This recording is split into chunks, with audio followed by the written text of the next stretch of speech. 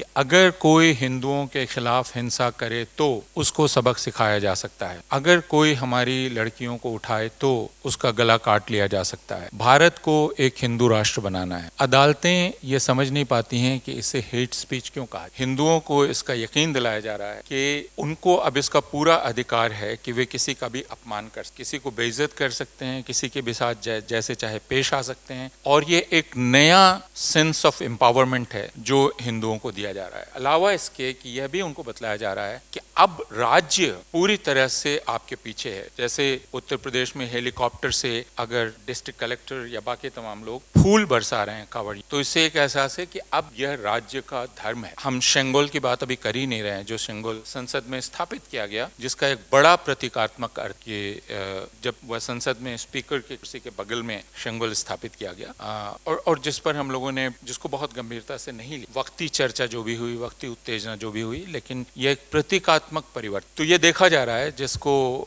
हम लोग ऐसे समझते हैं कि हिंदुस्तान में 3 तरीकों से काम किया जा रहा है। एक कानूनी तरीके से मुसलमानों को पूरी तरह से किनारे किया जा रहा है और वो कानून ट्रिपल तलाक जैसे कानून हैं, वे तथाकथित लव जिहाद वाले कानून हैं, वे एंटी काउ स्लॉटर कानून हैं और दूसरे तरह के कानून हैं। तो ये एक कानून का रास्ता है। दूसरा रास्ता है जो सड़क हिंसा का है, इसमें देवभूमि रक्षा समिति, बजरंग दल और बाकी तमाम दल हैं जिनको ये अधिकार दिया गया है कि वे जहां चाहें मुसलमानों के खिलाफ हिंसा कर सकते हैं। तीसरा तरीका है मीडिया के द्वारा मुसलमानों के खिलाफ रोजाना प्रचार करना, अहरनिश उनके खिलाफ प्रचार करना और इस तरह की बेतुकी बातें करके भी उसमें या तो कुछ लोग मजा लेते हैं या फिर खास बात नहीं है। जैसे एक चैनल ने यह कहा कि दरअसल ये जो पूरा टमाटर का संकट पैदा हुआ है ये मुसलमानों के साथ। अब इसको सुनकर आप बिल्कुल हैरान रह जाएंगे, लेकिन यह एक संभावित थ्योरी के रूप में पेश की जाती है, यह हो सकता। तो ये 3 तरीके हैं जिसमें आप कानून बनाएं, फिर आप सड़क पर हिंसा करें। तीसरा तरीका है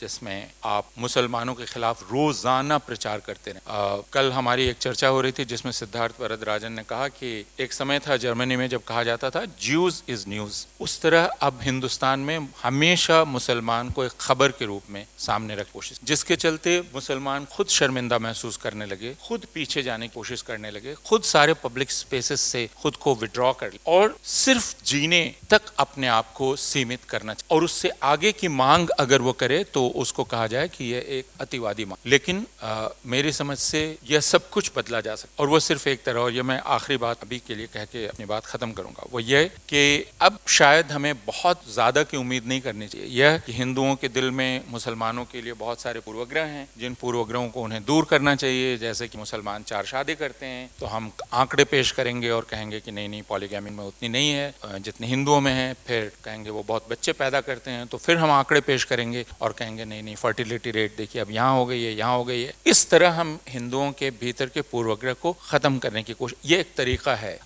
दरअसल मेरी समझ ये है कि हम इसमें यकीन करना चाहते, इसलिए आप कितना भी आंकड़ा पेश, हम उन आंकड़ों आप कितना भी कहें कि नहीं मुसलमान गंदा नहीं रहता है, हम उसको नहीं मुसलमान उतना गाय का गोश्त भी नहीं खाता है, हम उसको भी नहीं। तो इसका मतलब मैं आपके दिल को अपनी तरफ से साफ नहीं कर सकता, लेकिन मेरा इस मुल्क पर हक है। तो जो न्यूनतम चीज या अधिकतम जो मिनिमम है वो मैक्सिमम, वो ये कि अब इस मुल्क में कानून का राज स्थापित होना चाहिए। यानी आपके मन में जो पूर्वग्रह है वो पूर्वग्रह मेरे खिलाफ हिंसा में तब्दील ना हो, इसकी गारंटी की जानी चाहिए। और ये किया जा सकता है। ये कम से कम अभी कर्नाटक ने पिछले 2 महीने में दिखलाया है। कर्नाटक के 2 महीना पहले के कर्नाटक की खबरों को देखिए और अभी 2 महीने के कर्नाटक को देखिए, जिसमें कर्नाटक सरकार ने बहुत सख्ती से सारे हिंदुत्ववादी संगठनों को कहा है एक भी मसला ऐसा आया आपके साथ बहुत ही सख्ती से पेश आया जाए। और कर्नाटक में 2 महीना पहले जो रोजाना घृणा अभियान दिखलाई पड़ रहा था, रोजाना हिंसा की घटना दिखलाई पड़ रही, अभी 2 महीने से बिल्कुल खामोश। हम नहीं कह सकते आगे रहेगी कि नहीं, हम नहीं कह सकते कि राज्य का तंत्र रहेगा नहीं, लेकिन राज्य के मुख्यमंत्री और उप मुख्यमंत्री ने सारे पुलिस अधिकारियों और सारे जिला अधिकारी और सारे प्रशासनिक अधिकारियों को बैठा कर कहा कि आपने ये होने दिया है और आज से आप इसे नहीं होने दें। तो भारत में जो तब्दीली हुई है पिछले 8 वर्ष में, वो तब्दीली ये हुई है। और इस बात को भी कहा जाना चाहिए कि हम हमेशा राजनीतिक शक्तियों, कहते हैं कि पॉलिटिकल पावर रिस्पॉन्सिबल है, लेकिन हमें यह कहना चाहिए कि जिम्मेदार वो प्रशासक, वह पुलिस अधिकारी, वह जिलाधिकारी जो वहां पर है, और वह यह कह के नहीं निकल सकता था कि ऊपर से आदेश आए। और अब यह कहा जा सकता है कि भारतवर्ष में कानून व्यवस्था की जिम्मेदारी जिनको है उनमें से 90% से ज्यादा लोग इस्लाम, और यह एक बहुत खतरनाक चीज हुई है। और यह भी कहा जा सकता है कि भारतवर्ष में पहले जो अल्पसंख्यकों को विश्वास था सेना पर, वह विश्वास भी अब काफी। तो हम एक ऐसी स्थिति में, आगे क्या होगा कैसे होगा कहना मुश्किल है, लेकिन जैसे कर्नाटक में किसी भी तरह सत्ता परिवर्तन किया गया और कानून के राज को स्थापित करने की कोशिश की गई, वह न्यूनतम कम से जो अभी का मैं कहता हूं मैक्सिमम है, उसे अचीव करने की, उसे हासिल करने की हमें कोशिश। जिसको आप कहते हैं कॉन्सेप्ट, तो वो कॉन्सेप्ट क्या है? यूनिफॉर्म सिविल, वो एक नाम है, एक एम्प्टी शेल है, और उस खाली खोल में आप मानी भर रहे हैं। मानी कैसे भरे जाते हैं? यूनिफॉर्म सिविल कोड की सबसे ताजा बात किस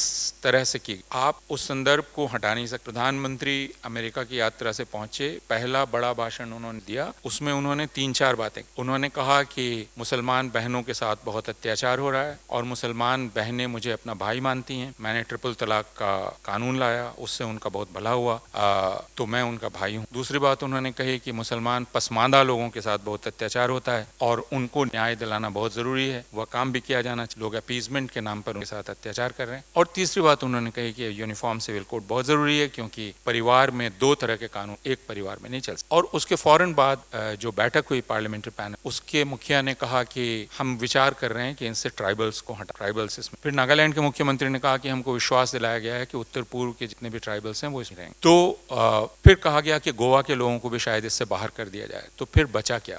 हम और आप ये समझें कि किसी भी एक विचार को, जो एक अमूर्त विचार है, उसमें कोई भी अर्थ भर दिया जा सकता। अभी जो अर्थ भरा जा रहा है वो ये कि मुसलमानों को बहुत दिन से बहुत सारे विशेषाधिकार, अब उनसे वो विशेषाधिकार छीनने का वक्त आ गया है, और यूनिफॉर्म सिविल कोड उसका तरीका है। तो ट्राइबल्स को हटाओ, उनको हटाओ, उसको हटाओ। असल चीज है मुसलमानों को डिसिप्लिन करना, और उसका ये तरीका। तो अवधारणात्मक स्तर पर आप कहेंगे कि नहीं ये की बात है, लेकिन जो मामूली सवाल कोई नहीं करता, ट्रिपल तलाक कानून बात, और ये सबसे मामूली सवाल कि ठीक है आपने ट्रिपल तलाक का कानून लाया, हालांकि सुप्रीम कोर्ट कह चुका था कि ट्रिपल तलाक अवैध, अब कानून ले आए। कानून क्या है कि कोई अगर तलाक तलाक तलाक कहता है उसे 3 साल की सजा हो। तलाक तलाक तलाक कह के बीवी को छोड़ने का मतलब क्या है? एक प्रक्रिया के बिना पत्नी को छोड़ना। उसके लिए एक मुसलमान मर्द को 3 साल सजा हो। बहुत सारे हिंदू मर्द बिना तलाक बोले पत्नी, उनके लिए कोई कानून है जिसमें 2 दिन की भी सजा हो, या बाकी लोगों के लिए? तो फिर ये ट्रिपल तलाक मुसलमान औरतों के भले के लिए लाया गया था, या मुसलमान मर्दों को क्रिमिनलाइज करने, और ये हिंदुओं को एक खुशी देने के लिए लाया गया? देखो अब हम कितनी चालाकी से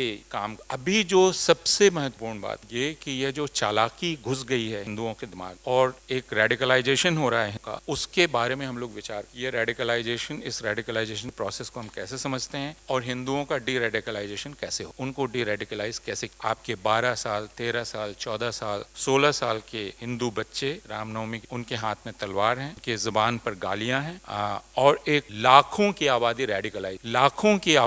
रेडिकलाइज हो रही है। कितनी भयानक बात। अगर ये समाज कहां पहुंचेगा कहना, लेकिन हम तमाम लोगों को तो इस बात समझना। अदालत को ये स्ट्रक्चरल वायलेंस या तो समझ में नहीं आ रहा था, या अदालत इसको समझना नहीं चाहती। मैं दूसरी बात कहना चाहूंगा कि अदालत इसको समझना नहीं। दिलचस्प ये होता है, और यह बात हम लोग आपस में कर सकते हैं, कि जब अदालत में बेंच होती है और उसमें अगर कोई एक मुसलमान जज हुआ, तो मुसलमान जज पहले ही झेपा हुआ महसूस, और वो एक झेपी हुई हंसी हंसता रहता है कि देखिए अब कितना एम्बैरस किया जा रहा है बेंच ऐसे मामलों की बात, और बेंच किसी तरह उससे निकलना चाहती है कि किसी तरह उससे निकल जाया जाए। जिसका मतलब ये है कि ये जो हेट स्पीच है, इस हेट स्पीच को हिंदुस्तान में कोई भी गंभीरता से लेने तैयार, क्योंकि उसे इसका अंदाज नहीं है, या वह यह जानता है लेकिन इसको कबूल नहीं करना चाहता कि यह हेट स्पीच दरअसल मुसलमानों के साथ क्या कर, और यह हेट स्पीच मुसलमानों के साथ क्या कर रही है, या उत्तराखंड में जाकर दिखा जा। पूरे भारतवर्ष में अगर स्थिति देखी जाए, मेरी यूनिवर्सिटी में मेरे सहकर्मी ये बतलाते हैं कि क्लास में अगर कोई डिस्कशन होता है तो उसमें 5-6 लोग बिल्कुल खामोश, वे 5-6 मुसलमान 60 क्लास में या 55 क्लास में वो खामोश रहते हैं, वे चर्चा में हिस्सा नहीं ले। और यह चीज है जो हासिल कर ली गई अब भारतवर्ष में, और इसको यह कहा जाता है कि भारतवर्ष में दरअसल कुछ खास नहीं हो। ये करोड़ों का मुल्क है, इस करोड़ों के मुल्क में अगर 2-4 लोग कहीं मारे जाते हैं या कहीं कुछ होता है, अब अभी कांवड़िए निकल रहे हैं उत्तर प्रदेश में। अभी आज की खबर है अखबारों में, और आप सब लोगों ने, कुछ लोगों ने उसको जरूर पढ़ा होगा कि उत्तर प्रदेश के कुछ इलाकों के में यह ऐलान किया गया कि यहाँ अब गोश्त की दुकानें नहीं खुलेंगी। मसला सिर्फ ये नहीं, बल्कि उनके गोश्त की दुकानों को काले कपड़े से और ढक दिया गया। इतना ही नहीं किया गया, 114 ऐसे मुसलमानों को पुलिस स्टेशन बुलाया गया और उनसे कहा गया कि उनको बुलाया गया है पीस मीटिंग के, और बुलाकर उन्हें कस्टडी में डाला गया और जेल में। वे उन्होंने क्या किया था, गोश्त की दुकानें चलाते या कुछ और करते थे, लेकिन पुलिस ने कहा उनको अंदेशा है कि वो आगे जाकर कुछ कर सकते, और इसलिए को प्रिवेंटिव कस्टडी में डाल दिया गया। वो जेल में है सिर्फ इसलिए कि वे मुसलमान हैं। तो मुझे पता नहीं कि हम किस चीज का इंतजार कर रहे हैं। हम अगर अभी भी ये इंतजार कर रहे हैं कि 2000, 4000, 5000 मुसलमानों के कत्ल की खबर जब तक नहीं आती तब तक हम समझेंगे कि कुछ भारतवर्ष में नहीं हो रहा और सामान्य चल रहा है। तो भारतवर्ष एक बहुत असामान्य अवस्था में और एक तरह का मनोवैज्ञानिक जनसंहार भारत में चल रहा है।